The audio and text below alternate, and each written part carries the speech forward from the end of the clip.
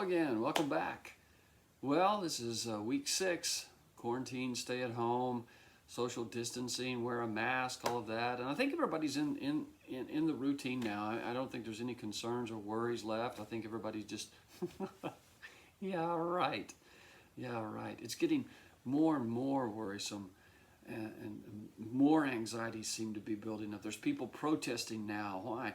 Well, they're worried about what could happen if they don't get back to work.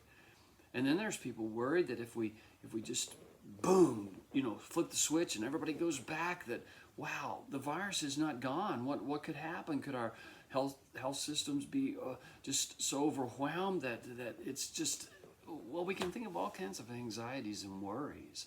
And usually what our anxieties and worries are about is how we're projecting the future will be. We see this gloom, we see this doom, we see this, there's just, this is just ugliness, it's just bad, everything that we see. And so it begins to shake us, it begins to rattle us, it begins to grip us, it begins to take hold of us. Jesus talked about that kind of thing when we take these looks at the future and they come back and give us fear and anxiety. The Sermon on the Mount, as we call it, Matthew's put together a sermon, the teachings of Jesus, and he talks about worry. And here at the end, he says, of this section on worry, he says, "Therefore, do not worry about tomorrow, for tomorrow will worry about itself.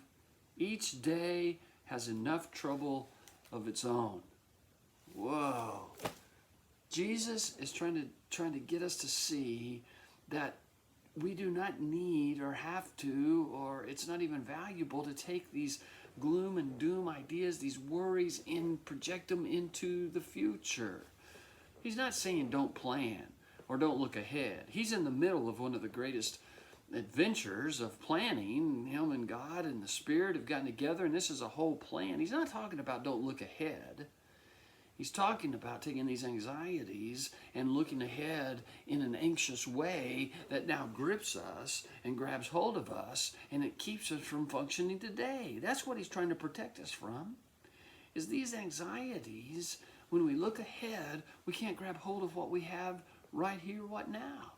And so, as Paul says, it robs us of joy. It robs us of peace.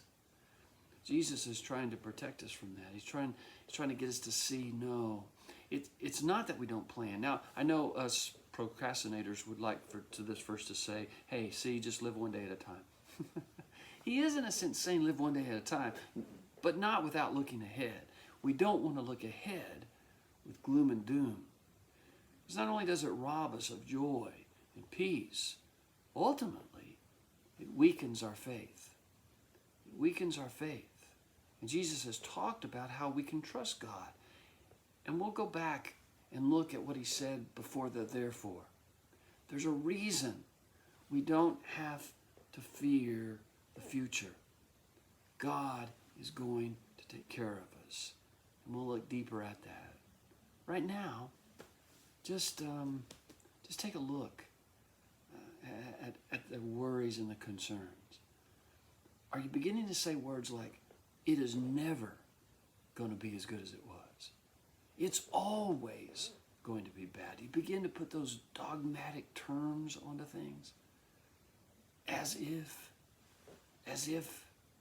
you even know how it's going to be. And what you do know it's going to be is awful. Look at our worries. Look at your concerns. And begin to say, is that a future gripping me now, that I can't even grab hold of the joys that are coming to me right now, the blessings that God has given me, the contacts, the things that I need to be doing. As he said, each day has enough. He uses the word troubles. It's the idea. Each day has enough things that we need to handle. Who do you need to contact today? Are you so worried about tomorrow that you can't look at today? That's Jesus' point. And we'll spend some time when we get back together, and I'll look at the reasons that he gives us that we don't have to do this. We don't have to fear the future. So may the God who holds the future in his hand hold your heart in his hand so that you